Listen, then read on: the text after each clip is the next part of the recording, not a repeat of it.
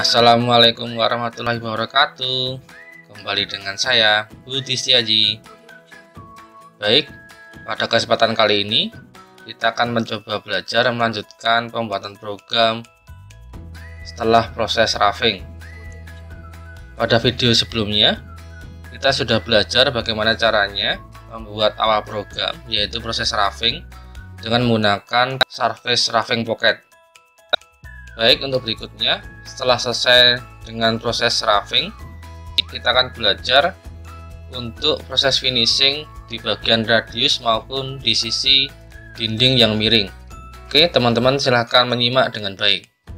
Baik, pertama-tama kita akan sembunyikan dulu proses yang kemarin biar tidak mengganggu untuk proses berikutnya. Kita mulai saja, kita masuk ke toolpad, kita pilih Surface High Speed, kita pilih OK, kemudian select Drive Surface, kita window, selesai. Kemudian kita pilih boundary-nya atau batasnya. Untuk kesempatan kali ini kita akan menggunakan boundary yang ada di bawah partnya saja, karena untuk boundary yang di atas itu kurvanya melebihi atau lebih besar dibanding part yang kita buat. Oke, silahkan ikuti dengan baik. Kita pilih pilihan chain, kemudian kita pilih kurvanya ya seperti ini. Kemudian teman-teman harus perhatikan arah panahnya harus berlawanan jarum jam. Untuk sekarang masih searah jarum jam. Kita pilih ini reverse.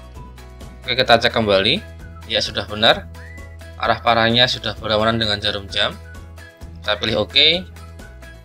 Kita pilih OK kembali. Berikutnya untuk toolpad tipe, kita rubah ke finishing, kita pilih waterline. Oke, kita masuk ke library tool, kemudian kita filter. Kita menggunakan filter untuk bonus element to spare. Kita pilih diameter 16 misalkan, kita pilih OK, double klik di sini. Seperti biasa kita atur bitrate-nya, misalkan 1500, frame rate-nya 1000, spindle speed-nya 2200, retract rate-nya 5000. Berikutnya yang kita setting di bagian cut parameter. Untuk step down kita atur 0,25 mm. Kemudian kompensasi kita pilih center. Nah, untuk ini stock to lift on walls dan stock to lift on floor kita pilih 0. Itu artinya sisa yang akan kita tinggalkan di dinding maupun sisa yang akan kita tinggalkan di bagian lantainya. Untuk kali ini karena ini program finishing ya, berarti semua offsetnya kita pilih 0. Oke, berikutnya yang kita atur adalah step atau shallow. Di sini adalah keunggulan dari pemilihan proses waterline. Kita bisa atur prosesnya atau jalannya program berdasarkan angle yang kita pilih atau kita setting. Karena saya tidak mau memproses untuk bagian yang rata di permukaannya maupun yang sisi tegak lurus 90 derajat di dindingnya, maka saya harus atur angle-nya atau sudutnya dari 0,05 derajat sampai dengan 89,95 derajat. Jadi range ini yang akan dipakai untuk dasar tool itu berjalan sesuai apa yang kita inginkan. Berikutnya di sini nggak perlu kita setting lagi, tidak ada yang perlu kita setting lagi. Pastikan plane dalam posisi top semuanya sudah sesuai. Oke, sudah selesai, kita klik OK. Berikutnya kita akan tunggu sampai tanda silang ini hilang. Oke, selesai. Ya, seperti itu. Sepertinya sudah benar. Coba kita periksa dulu. Oke, sudah sesuai dengan yang kita inginkan. Yang kita finishing hanya bagian radius dan dinding yang miring. Oke, berikutnya kita masuk ke backplot seperti biasa. Kita lihat dulu informasi untuk waktunya. Total yang dibutuhkan adalah 30 menit 28 detik. Oke, kita akan lihat pergerakannya step by step. Teman-teman bisa klik atau pencet di keyboardnya tombol S. Itu sama aja dengan shortcutnya step. Ya, seperti ini. Teman-teman bisa lihat pergerakannya.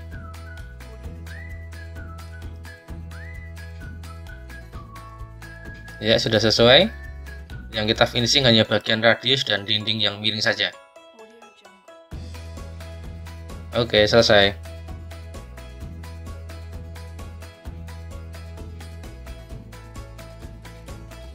Ya, cukup mudah kan teman-teman? Saya yakin teman-teman bisa mengikutinya dengan baik. Berikutnya, kita akan coba simulasikan 3 dimensi. Kita akan coba pilih semua program dulu. Kita klik verify. Untuk ini, kita pilih turbo. Kemudian kita setting checklist di sini. Stop after each present. Jadi setiap kali satu program dia akan berhenti. Jadi kita tahu satu program itu berbentuk seperti apa atau hasilnya seperti apa. Oke. Kita coba play. Oh ya, di sini progresnya. Kita coba play. Ya, ini untuk program pertama. Hasilnya seperti ini. Kemudian kita play kembali. Ya, ini ada hasil finishing untuk radius dan dinding miringnya. Cukup halus. Teman-teman bisa lihat sendiri hasilnya seperti itu.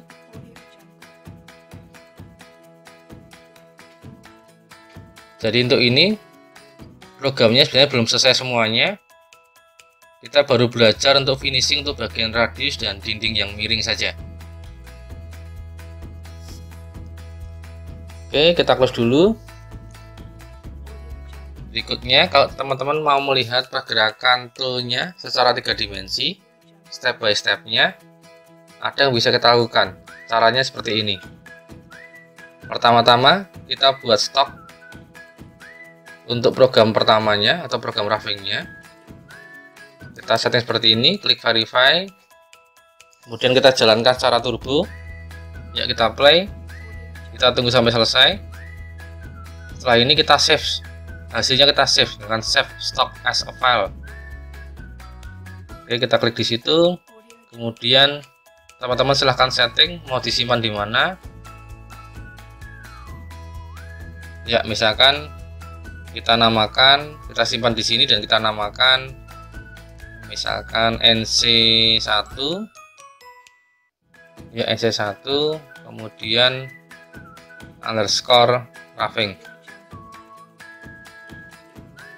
Terus file yang akan kita simpan ini semua akan berbentuk STL. Oke, kita save. Kita tunggu sebentar. Ya, selesai. Kemudian kita klik OK, kita keluar dulu. Kemudian kita klik nomor 2, program nomor 2, klik verify.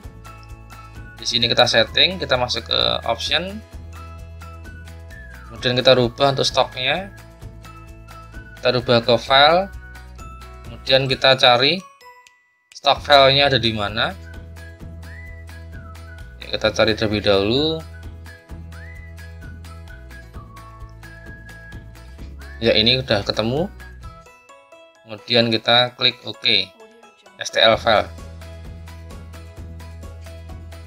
Oke, tidak ada yang dirubah, kita klik OK lagi.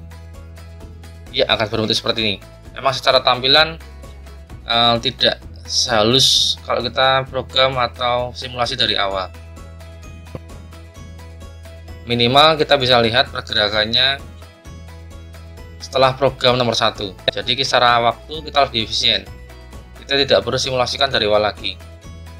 Karena yang mau kita butuhkan adalah untuk melihat pergerakan program nomor 2 atau finishing di waterline untuk dinding maupun radiusnya.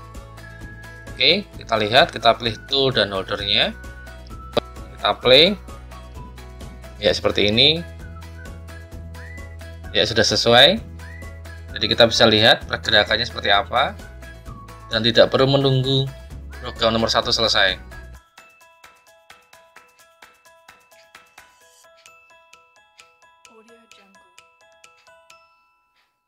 Ya, pergerakan seperti itu sangat aman terhadap tool maupun hasilnya.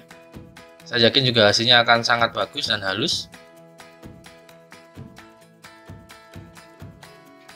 Untuk permukaan dinding seperti ini dan radius seperti ini, maksudnya dinding yang miring, Tool yang harus kita pakai adalah tool bonus ya. Jadi yang ada radiusnya di bawah toolnya atau di permukaan bawah toolnya. Kita tidak boleh menggunakan end mill flat, karena pasti akan hasilnya juga tidak akan bagus, akan kelihatan bergaris-garis dan tidak rata. Jadi pergunakanlah bonus tool yang berbentuk radius di permukaan bawahnya. Oke, kita tunggu. Progresnya masih sekitar 80%. Ya, jadi dia hanya finishing di area radius dan dinding yang miring saja, seperti yang tadi kita udah setting. Dari sudut 0,05 derajat sampai dengan sudut 89,95 derajat. Oke, selesai. Sudah 100%. Cukup mudah kan? Semoga bermanfaat. Ayo, Indonesia bisa!